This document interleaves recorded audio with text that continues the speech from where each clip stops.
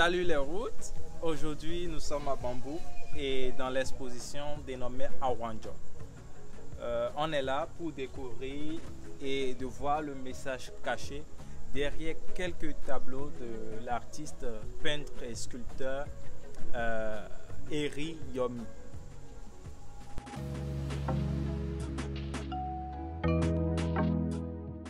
Déjà l'artiste qui expose, on l'appelle Eri Yomi, qui est un peintre, un sculpteur.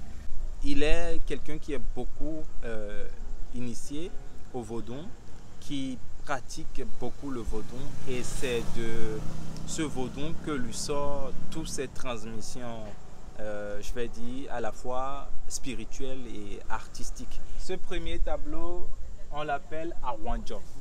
Et les techniques utilisées ici sont de l'acrylique et de collage sur toile. Là, le tableau, ça s'appelle Awanjo.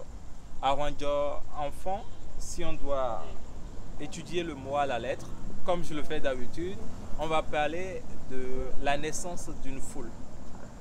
Et dans le sens où une foule naîtra pour accompagner les biens de nos ancêtres.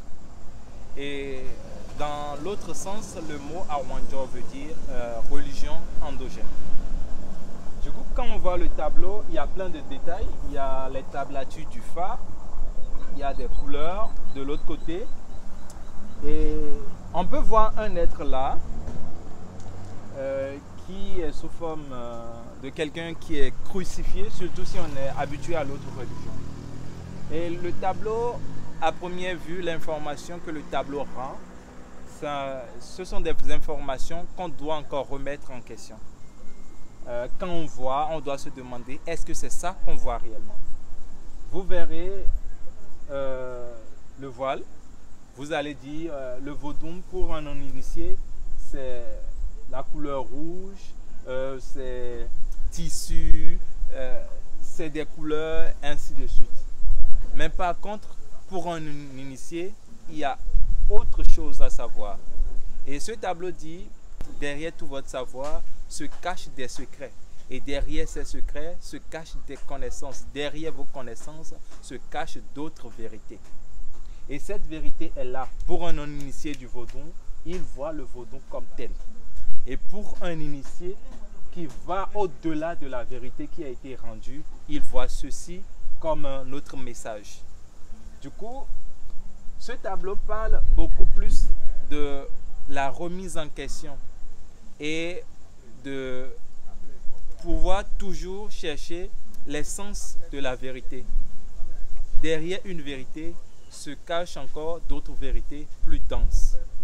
On ne peut voir sans entrer et dire qu'on a vu.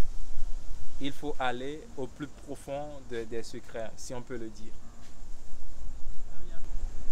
Ici, les routes, nous sommes devant le tableau Tchango. Tchango, on va toujours garder notre approche de la langue. C'est en Yoruba. En fond, ça veut dire Hevioso, pour dire le dieu de la justice et aussi dieu de la foudre. Et ce dieu, il est là pour rendre la justice. Au sens propre, vous allez voir ces détails.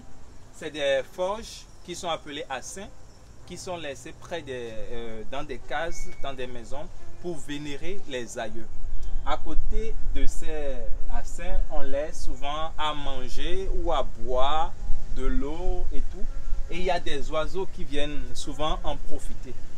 Et la tonnerre lui dit, ou la foudre dit, lorsque je gronde, qui que tu sois, tu trembles. Eh bien, quand il gronde, ces oiseaux se dispersent, dans le sens de dire, quand la justice règne, les profiteurs se dispersent. L'arc-en-ciel pour montrer que la justice n'a pas de limite et que la justice est jusqu'à l'infini. Toujours l'arc-en-ciel dans ses couleurs, c'est pour dire, il n'y a pas de peuple sans ciel. Si tu me fais du mal en Afrique et que tu cours et tu vas dans les autres continents qui existent, tant qu'il y a de ciel là où tu es, le dieu de la foudre, le dieu de la justice est là et il aura de quoi te frapper. Donc sur le tableau, vous pouvez voir vous pouvez sentir ici comme un esprit, un lumineux qui, dans la vie terrestre, est là pour voir et recenser ceux qui font mal. Et de l'autre côté, son agenda pour écrire et dénominer tout ce qui se passe pour que le Dieu fasse son travail de justicier quand il le faudra. Ici, nous sommes devant l'œuvre Babalawo. Babalawo. Awo, c'est le secret en Yoruba. Donc, c'est pourquoi ceux qui comprennent un peu le fond, d'habitude, ils vont entendre dire Amoawa. Est-ce que tu es initié? Est-ce que tu as le code des secrets? Donc, Awo, c'est secret. Et Babalawo veut dire le père du secret, le détenteur du secret. On peut aussi dire détenteur du savoir, parce que le savoir à la base est secret quand ce n'est pas encore connu. Et là, vous verrez un truc de voile. Et de là sort un esprit, si on peut le dire, tout blanc, qui porte sur sa poitrine le cahier de secret. C'est comme ça que je l'ai nommé.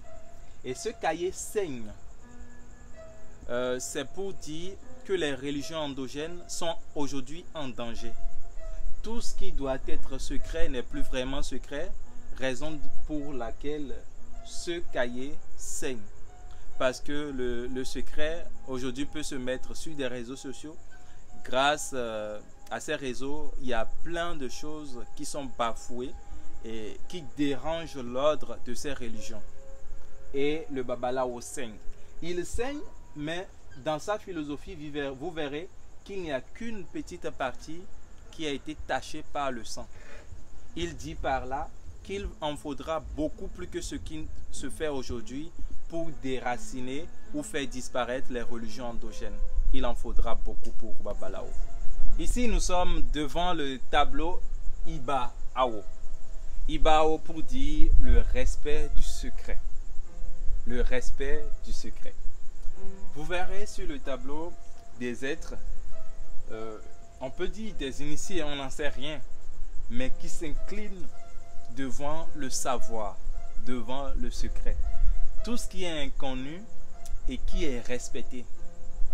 Le tableau traduit un peu les phrases des autres qui disent croire sans y voir.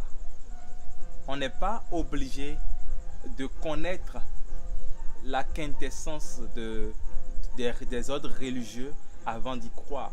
Parce que quand je prends n'importe quelle religion au monde, il y a toujours de ces coins d'ombre, il y a toujours de ces côtés inexplicables. On ne sait pas, et c'est cela que nous appelons le miracle. Ce qu'on n'arrive pas à cerner, ce qu'on n'arrive pas à expliquer, c'est à ça que nous donnons le nom miracle. Eh bien, cette partie qui est inconnue, et qu'on n'arrive pas à cerner, qu'on n'arrive pas à comprendre et à expliquer, c'est à cela le tableau demande beaucoup de respect. Il demande que nous respectons le lumineux, ce qui n'est pas vu, mais qui doit être respecté. Et c'est un peu comme ça, si on peut parler de Dieu comme, je vais dire, lumineux, existant et à la fois inexistant. Donc, c'est le respect de tout ce qui est considéré comme secret, ce qui n'est pas encore cerné, ce dont je pense que rien ne peut permettre de comprendre aussi les détails que ça.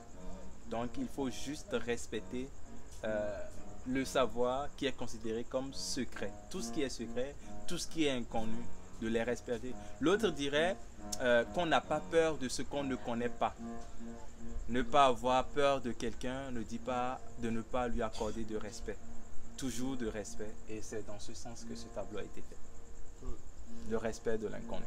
L'art, c'est aussi cette forme spirituelle où chacun se retrouve de bout en bout.